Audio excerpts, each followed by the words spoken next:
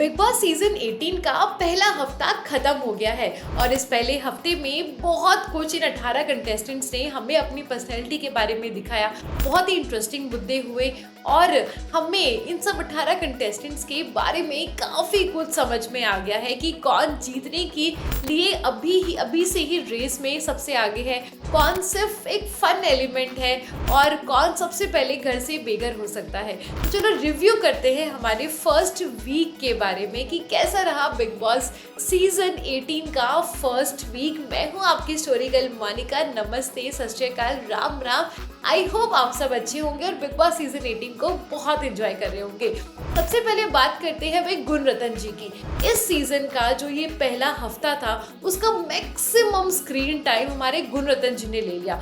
शुरुआत में सबको ये बहुत फन लगा, काफ़ी सारी उनके डिस्कशन हम ऑडियंस को समझ में नहीं आए, बहुत सारे पॉलिटिकल रेफरेंस थे, बहुत सारे उनके कोर्ट के रेफरेंस थे, लेकिन स्टिल उन्होंने अपने डायलॉग जो डिलीवरी है उनका, हम डाकुओं के खानदान से आते हैं, हम डॉक्टर हैं, हमें कोई हरा नहीं सकता, भारत के संविधान में सब अलाउड है, ये सब बातों ने हमें काफ़ी एंटरटेन किया।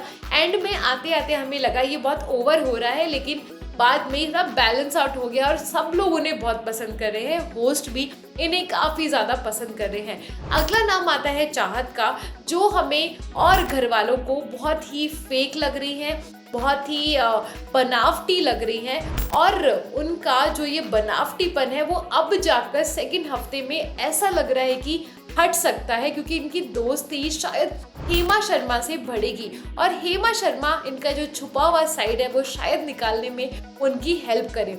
और बात करें चाहत के मुद्दे की, तो भी चाहत का मुद्दा इस बार बना बस रजत के साथ। और भी कुछ लोगों के साथ मुद्दे बने लेकिन वो इतने ज़्यादा यादगार नहीं है, लेकिन रजत के साथ का मुद्दा सबको बहुत अच्छे से याद है, क्योंकि चाहत ने उन पर बस एक फ्रूट डाला था और रजत उनके ऊपर ऐसे चढ़े जैसे पता नहीं चाहत ने क्या कर दिया, जबकि चाहत बहुत फन तरीके से कर रही थी। और उसके बाद फिर रजत उन्हें कुछ तो रैंडम बोलना स्टार्ट कर देते हैं, उनसे सॉरी एक्सपेक्ट करते हैं, जैसे उन्होंने कैरी मिनाती से सॉरी मांगा था, डरा के धमका के, वैसा कुछ वो चाहत कैद करते हुए दिखे, लेकिन चाहत ने सॉरी नहीं बोला।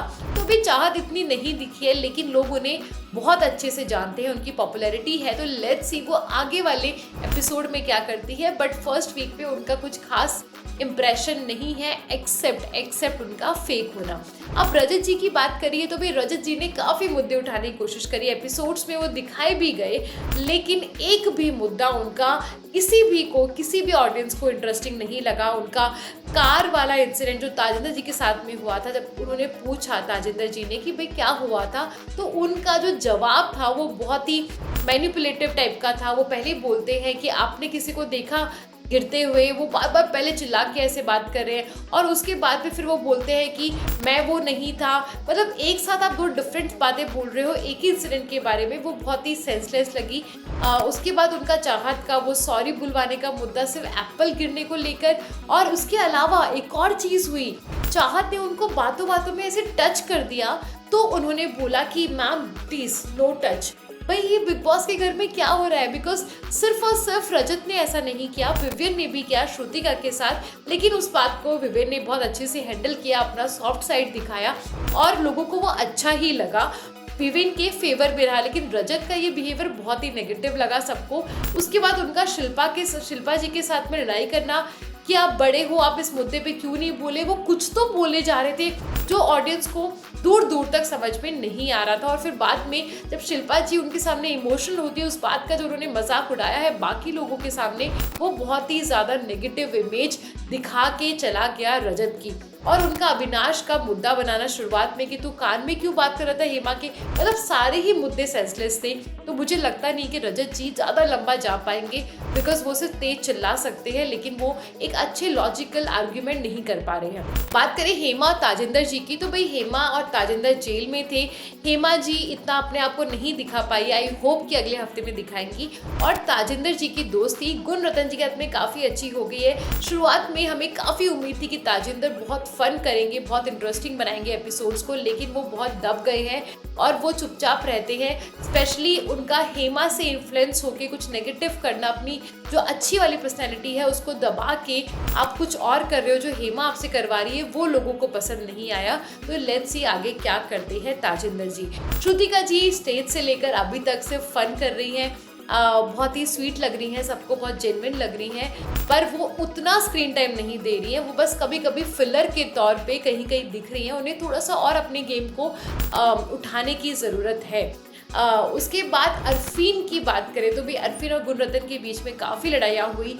अरफीन और करण वीर के बीच में भी लड़ाइयाँ हुई। गुणरतन जी का उनकी यूनिवर्सिटी को लेके बात करना, उनके मुद्दों को समझना नहीं और अनशन पे जाके बैठना, इन सब चीज़ों को लेके काफ़ी फाइट हुई। और मैं उस चीज़ में अरफीन के साइड में थी, बिकॉज अरफीन का ये बोलना डेमोक्रेसी को लेकर कि भाई बिग बॉस का घर डेमोक्रेटिक कंट्री से आप कंपेयर नहीं कर सकते हो, बिकॉज आप यहाँ पे वो नहीं कर सकते जो आप बाहर कर सकते हो, बिकॉज आप कॉन्ट्रैक्ट से बंधे हुए हो। तो मुझे अरफीन की उस फाइट में मुझे अरफीन ही सही लगे थे। और करणवीर की फाइट में मुझे करणवीर लगे, बिकॉज जिस तरह से अरफीन ने पर्सनल स्टेटमेंट पास करे थे करण को लेकर, उनकी पर्सनल लाइफ को लेकर, शादी को लेकर, चाइल्डहुड को लेकर, उनके वायलेंस बिहेवियर को लेकर, वो करण ने काफ़ी अच्छे से हैंडल करे। लेकिन जब उन्होंने सेम चीज़ करण ने अरफीन के साथ करी तो अरफीन ट्रिगर हो गई।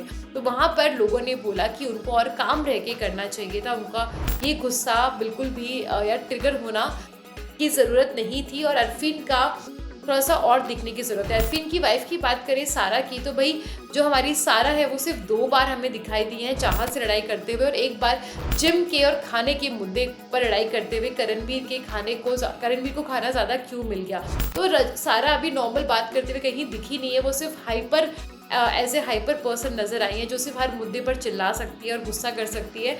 माना उनके गुस्सा होने में एक लॉजिक होता है, बट स्टिल थोड़ा सा और मेहनत करने की ज़रूरत है सारा जी को। चुम से भी लोगों को बहुत एक्सपेक्टेशंस थी, लेकिन चुम कहीं गायब हो चुकी है। एक शहजादा के साथ में उनका मुद्दा बना था, वो भी ज़बरदस्ती बना था कि आप मुझे इंडिया का नहीं बोल रहे हो, आपको लग रहा है कि मेरे लुक से मैं इंडिया की नहीं हूँ, बट मैं इंडिया की हूँ। लेकिन ये टॉपिक बिल्कुल भी ज़बरदस्ती बनाया गया, इसकी ज़रूरत नहीं थी। चुम ने भी उसको इनिशिएट किया और शहजादा की भी गलती थी, बेवकूफ़ी थी। करणवीर बहुत स्मार्ट लग रहे हैं, करणवीर कम बोल रहे हैं, लेकिन जब वो बोलते हैं तो लोग उनसे रिलेट कर रहे हैं और करणवीर को लोग बहुत पसंद कर रहे हैं और उनको टॉप 2 में बहुत ही इजीली देख रहे हैं। मुस्कान बहुत गायब थी, वो बहुत इंट्रोवर्ट हैं, वो अपने आप को किसी से रिलेट नहीं कर पा रही हैं। बिग बॉस ने उनकी हेल्प करने की कोशिश करी, लेकिन मुझे नहीं लगता कि मुस्कान पे इस बात का कोई फ़र्क पड़ेगा। और वो इतनी स्वीट है, वो सच्ची में बिग बॉस के घर के लिए नहीं बनी है। तो शायद अगले हफ्ते मुस्कान ही घर से बेघर हो सकती हैं और शायद इससे मुस्कान को भी खुशी मिलेगी और बाकी घर वालों को भी, और हम सबको, किसी को दुख नहीं होगा। बस इस बात का दुख होगा कि हम मुस्कान की और अच्छी पर्सनैलिटी को, रियल पर्सनैलिटी को नहीं देख पाए। नायरा के साथ बहुत ज़्यादा फेवरेटिज्म दिखा हमें। उन्होंने कुछ भी कंटेंट नहीं दिया, लेकिन बिग बॉस ने हर रोज़ कहीं ना कहीं नायरा से बात करके उनको दिखाने की कोशिश करी। इवन वीकेंड के बारे में बहुत सारे इंटरेस्टिंग मुद्दे थे, सलमान जिसके बारे में बात कर सकते थे, लेकिन सलमान ने जो वेकअप कॉल देने की कोशिश करी नायरा को, वो ठीक था, लेकिन बहुत ही स्ट्रेच कर दिया। उतना ज़्यादा स्क्रीन टाइम में एपिसोड में नायरा को दिखाने की ज़रूरत नहीं थी, तो फेवरेटिज्म थोड़ा सा नायरा को लेकर लगा।